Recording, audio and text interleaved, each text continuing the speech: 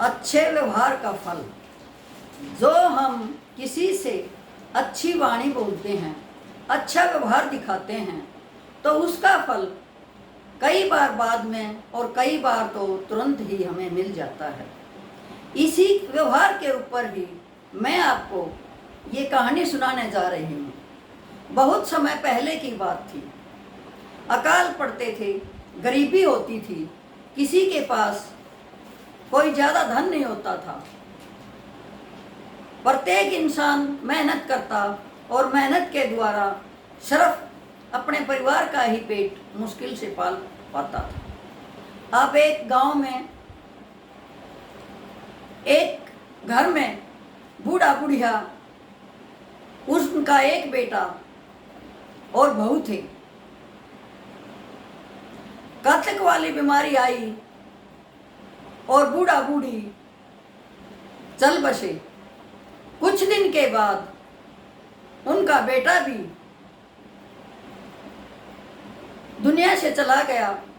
पीछे रह गई बेटे की पत्नी और एक छोटा सा 2 साल का बच्चा। अब वो क्या करती? अपने बेटे का पेट पालने के लिए मजदूरी करती और बेटे का गुजारा चलाती, अपना पेट पालती। जैसे तैसे करते कई साल बीत गए।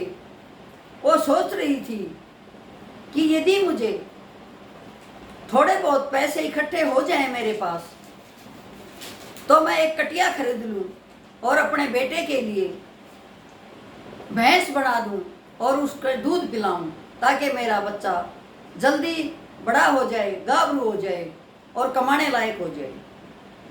लेकिन गरीब थी, मेहनत करती थी, थोड़े थोड़े पैसे जमा करके उसने 2-3 साल में 100 रुपये जमा किए। 100 रुपये से उसने एक कटिया खरीदी। अब हर रोज उसके लिए खेतों से चारा लेके आती और उस कटिया को नहला धुला के अच्छी तरह से पालती तथा उसको चारा खिलाती। अब वो भी बड़ी हो रही थी, उधर से उसका बेटा भी बड़ा हो रहा था। वो सुबह जाती, पड़ोस से लस्सी मांग के लाती, शीत मांग के लाती और अपने बच्चे को तीनों टाइम उसी से खाना खिलाती। खुद भी लस्सी से ही काम चलाती और बेटे को भी। कई बार बेटा आग्रह करता, माँ मेरा दूध पीने को मन करता है, लेकिन माँ दूध पिलाने में असमर्थ थी, क्योंकि दूध तो कोई फ्री में देता नहीं। लस्सी मिल जाती थी और माँ बेटा उसी में गुजारा करते थे। देखते देखते 3 साल बीत गए और उनकी कटिया जो थी वो भैंस बन गई। उस समय में चोर उचक्के बहुत थे। जिसकी भी भैंस अच्छी लगती उसे रात को चोरी कर ले जाते। और ऐसे ही घर थे टूटे फूटे, ऐसे ही किवाड़ थे, और 2-3 बंदे जाते तो घर वाले कुछ कर भी नहीं सकते थे और उनकी भैंस को कोई ना कोई चोर खोल के ले जाता था।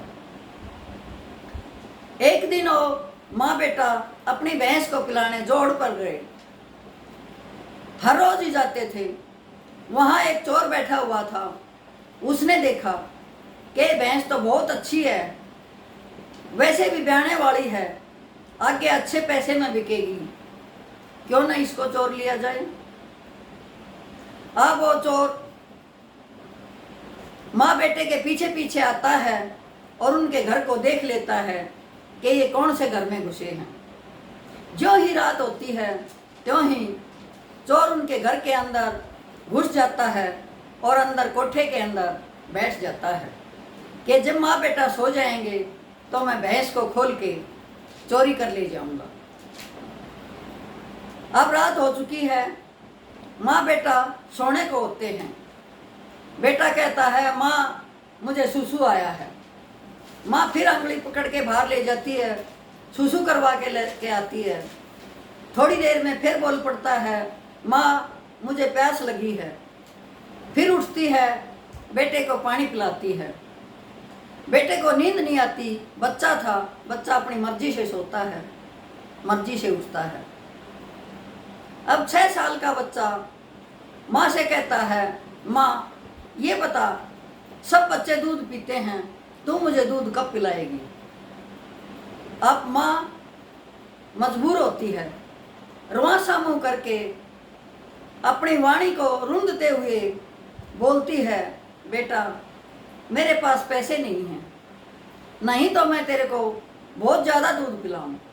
लस्सी तो पड़ोस में मिल जाती है, लेकिन दूध कौन देता है? जब तुम्हारी भैंस ब्याएगी तो तू खूब दूध पीना और खूब जल्दी बड़ा हो जाना, ताकि मेरे को भी तेरा सहारा मिले। फिर कहता है, माँ हमारी भैंस कब ब्याएगी? अब उसको ध्यान आता है कि भैंस तो तब ब्याएगी जब कोई छोड़ेगा। कभी कोई चोर चक्का तेरी भैंस को खोल ले गया, चोरी कर ले गया, तो तू कैसे भैंस का दूध पिलाएगी अपने बच्चे को? अब ऐसा सोच के वो बोलती है, बेटा तू दूध पीने की जिद कर रहा है, भैंस भी तुम्हारी बहने वाली है, लेकिन दूध तो तू तब पिएगा जब तेरा कोई चाचा ताऊ इस भैंस को हमारे पास छोड़ेगा। यदि किसी तेरे चाचा ताऊ की नज़र हमारी भैंस पर पड़ गई तो इसे खोल ले जाएगा, चोरी कर ले जाएगा, और मैं तुझे कभी भी दूध नहीं पिला पाऊंगी। अब माँ की आंखों से आंसू निकल रहे थे। बहुत ही हृदयदार सीन था। माँ बच्चे को सहला रही थी कि बच्चा दूध के लिए आग्रह करता था और माँ असमर्थ थी पिलाने में।